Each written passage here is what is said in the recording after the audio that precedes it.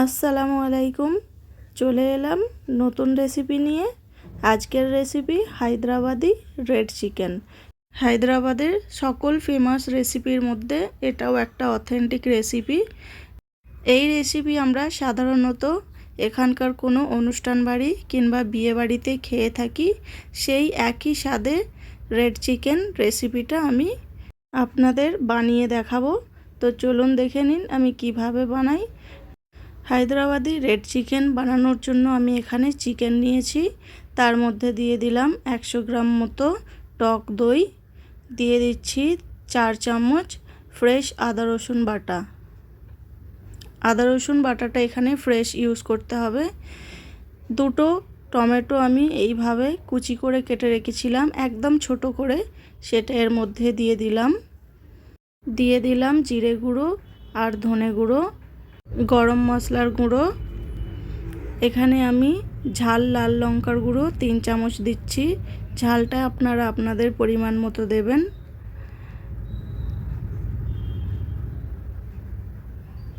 আবারও দিলাম কাশ্মীরি লাল লঙ্কার গুঁড়ো 2 চামচ। যেহেতু এটা রেড চিকেন রেসিপি, তো কাশ্মীরি লাল লঙ্কা দিলে কালারটা খুব সুন্দর আসবে। দিয়ে দিলাম 2 চামচ মতো চিকেন মশলা। এখানে দিচ্ছি রেড চিলি সস 2 চামচ, গ্রিন চিলি সস 2 চামচ। আপনাদের হাতের কাছে কাশ্মীরি রেড চিলি পাউডার না থাকলে সামান্য পরিমাণে রেড ফুড কালার অ্যাড করে দিতে পারেন। 1 চামচ দিয়ে দিলাম শাহজিরা। এখানে টমেটো সস দিচ্ছি আমি 2 চামচ। দুটো মিডিয়াম সাইজের পেঁয়াজ আগে থেকে ভেজে রেখে দিয়েছিলাম, এখন একটু গুঁড়ো করে ওই চিকেনের মধ্যে আমি দিয়ে দিচ্ছি।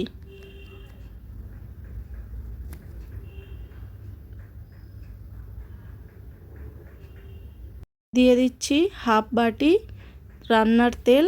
যেই তেলে আমি পেঁয়াজটা ভেজেছিলাম সেই তেল দিয়ে দিলাম। দিয়ে দিচ্ছি পরিমাণ মতো নুন। এবার এর মধ্যে কিছুটা ধনেপাতা কুচি দিয়ে আমি চিকেনটাকে ভালোভাবে মাখিয়ে নেব আর ম্যারিনেশন হওয়ার জন্য রেখে দেব 2 ঘন্টা। আপনারা চাইলে নর্মাল ফ্রিজে আরও বেশিক্ষণের জন্য রাখতে পারেন কিংবা ওভারনাইটও ফ্রিজে রেখে দিতে পারেন, তাতে টেস্টটা আরও খুব ভালো হবে আর চিকেনটা খুব জুসি হবে। সব মশলাগুলোর সাথে চিকেন মাখানো হয়ে গেছে, এবার আমি ঢাকা দিয়ে রেখে দিচ্ছি। ফিরে এলাম 2 ঘন্টা পর। ম্যারিনেশন করা চিকেনটা আমি গ্যাসের ফ্লেম অন করে তাতে বসিয়ে দিয়েছি। এখানে গ্যাসের ফ্লেম হাইতে রেখে 2 থেকে 3 মিনিট আমি ভালোভাবে চিকেনটা কষিয়ে নেব। আমার চ্যানেলে যারা নতুন বন্ধু দেখছেন, আমার চ্যানেলটিকে সাবস্ক্রাইব করার অনুরোধ রইল। বেল আইকনটা প্রেস করে রাখবেন এই রকম আরও নতুন রেসিপির নোটিফিকেশান পাওয়ার জন্য। 2 থেকে 3 মিনিট চিকেনটা কষানোর পর এবার আমি ঢাকা দিয়ে রেখে দেব 3 থেকে 4 মিনিটের মতো।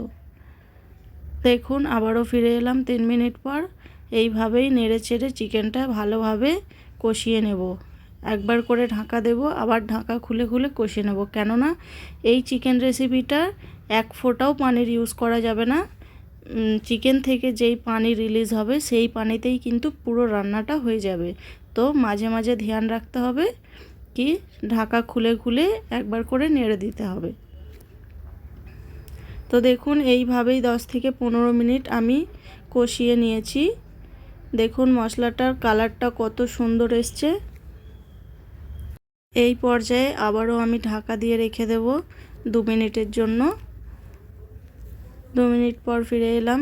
দেখুন উপর থেকে কত সুন্দর তেল ভেসে উঠেছে, মানে মশলাটা আমাদের পুরোপুরি ভালোভাবে কষা হয়ে গেছে। এখানে এখন আমি কিছুটা ধনেপাতা কুচি উপর থেকে ছড়িয়ে দিচ্ছি। একটু নাড়াচাড়া করে দেব। এরপর এর মধ্যে আমি দিয়ে দিচ্ছি 3 চামচ ফ্রেশ ক্রিম।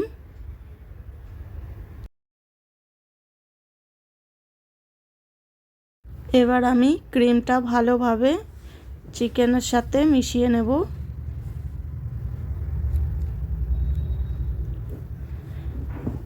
দেখুন চিকেনটা কত সুন্দর সিদ্ধ হয়েছে। আমাদের রেড চিকেন রেসিপি একদম কমপ্লিট হয়ে গেছে। দেখুন রেড চিকেনের কালারটা খুবই সুন্দর এসছে, দেখতে কত লোভনীয় লাগছে।